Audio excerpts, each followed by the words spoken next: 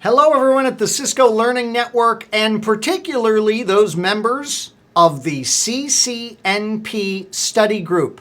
Hello again, my name is Anthony Sequeira, and I am the lead Cisco instructor at stormwindlive.tv, and I am here to continue our exciting series on Multicast. The missing link, it's kind of that missing section that we wish we had in CCNP. Now, I know, some of you are saying, Anthony, are you crazy? Why would you want to add content to the already vast material that is in the CCNP track from Cisco Systems?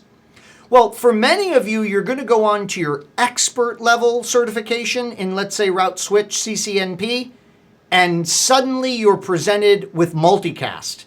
And you want that CCNP foundation of learning so that you can take it easily to an expert level for Multicast at the CCIE. So let's kind of fill in the gaps. In the last video, we looked at PIM Dense Mode. And we learned that, no, this wasn't making fun of the routers because they weren't that intelligent. Dense meant that there would be this dense distribution of receivers, and the multicast would use a push paradigm out to all those potential receivers. It turns out that's miserably inefficient, especially because there's this pruning and flooding that we talked about last time. It turns out, even if your folks that want the multicast are densely distributed, a far better way to go is to utilize sparse mode protocol independent multicast. This is not a push technology like we saw last time. This is more of a pull technology. We're going to have all of the hosts servers that want to send multicast traffic. We're going to have all of those direct their multicast to what is called a rendezvous point. Yes, that's right. The most romantic term in all of networking. The rendezvous point. That was a terrible attempt at a French accent. And yes, I needed a spell check desperately when I created this slide to get that spelling correctly. This RP is where all the servers will direct their multicast traffic to if we just have a single RP. And then our clients will pull their requests. They'll request the multicast traffic down from that shared tree approach. Pretty interesting.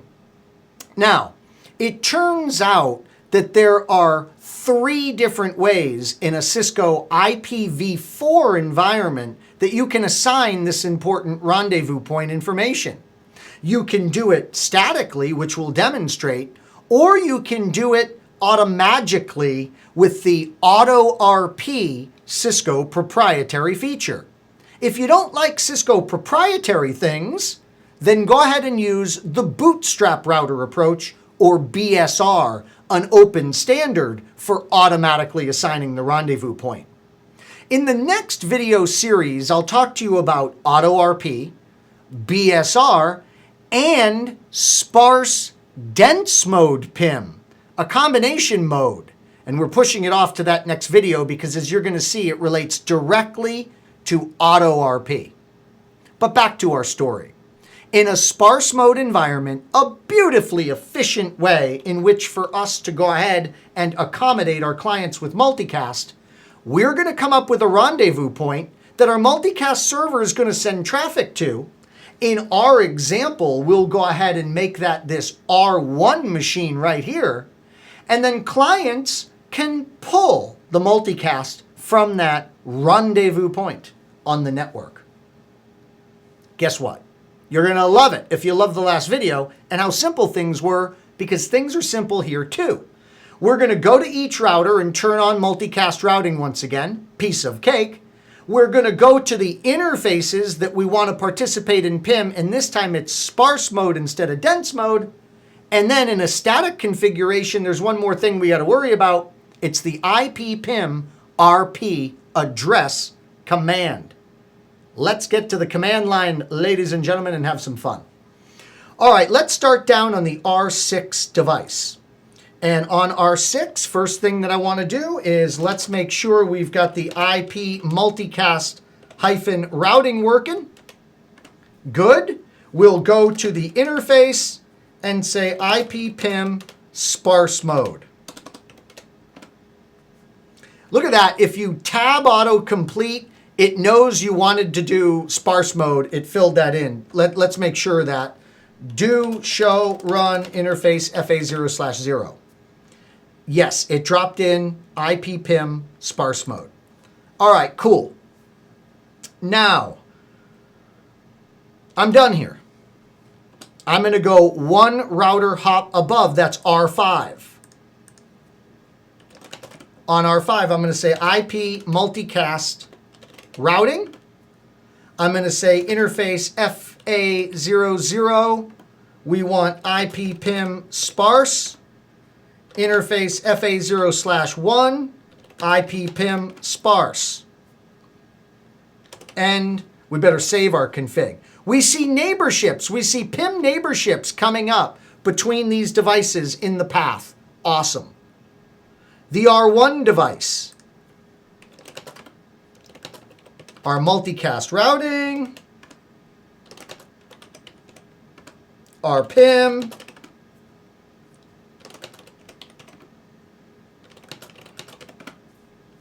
Once again, we've got frame relay. As you saw back in our illustration, let me go back to our topology. We've got frame relay involved when we look at the link between R1 and R4, folks. So you got to make sure that multicast traffic is permitted across that frame relay circuit. Not a problem for us. We're using inverse ARP as we showed you last time, and multicast will be permitted over that inverse ARP type of topology. One last router, the R4 device. IP multicast routing. Interface serial 1/0, and this guy, IP PIM sparse. Let's wait for that neighborship to come up, and it does. We're in good shape. Okay, how do we simulate a client?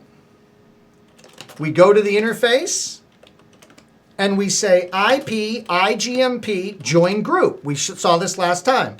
239.4.4.4 is the group that this device wants to listen to. Now, we are in a sparse mode environment. We have done nothing with the rendezvous point configuration. I'm expecting multicast to fail. It better fail. This is one of those rare times in your networking where you absolutely want failure. If this works, we've got ghosts in the machine helping us out. Let's go to R6.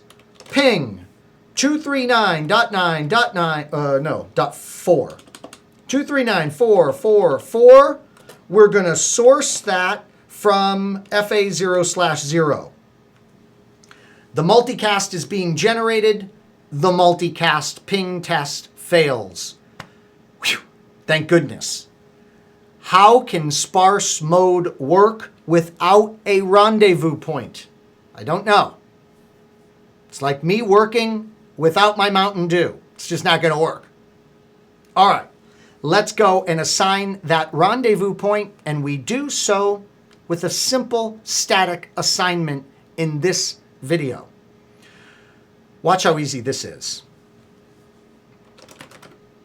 IP PIM RP address, and we'll go ahead, as I said, and make R1 the rendezvous point.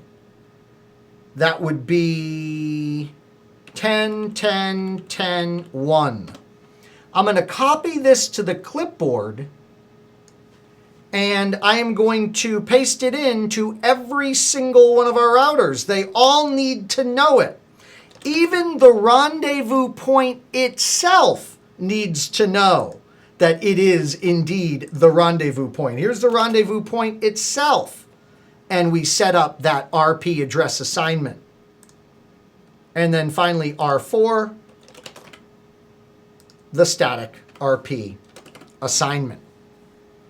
Now the topology has its rendezvous point for its sparse mode configuration. This would be a great time for a drum roll sound effect, everybody. Let's go down to R6. Let's regenerate our multicast traffic, and let's see if we meet with success. And there is our supposed client out there on the R4 device sending us actually a unicast response, interestingly enough, but it definitely got the multicast traffic. So there we have a look, folks, at sparse mode PIM. And remember what I said, the sparse mode PIM actually ends up being the preferred technology for disseminating your multicast traffic, even if you have a dense distribution of receivers out there in your environment. Thanks so much for joining us. Hope you're enjoying these videos as much as I am enjoying making them. We'll see you in the next video in this series where we take a look at AutoRP, Bootstrap Router, and that very interesting mode of sparse dense. It sounds very appealing. Why not have the best of both worlds when it comes to PIM? But we'll see why sparse mode's still the way to go. Hey, by the way, when I say it's the way to go, I'm talking about our typical production networks. Don't confuse that with certification. If you're in an exam environment and Cisco wants you to create something and configure something in order to get valuable certification points that makes no sense whatsoever, you better do what they ask. All right, well, thanks again for joining us, everyone. I look forward to seeing you in the next video series here from stormwindlive.tv, compliments of the Cisco Learning Network.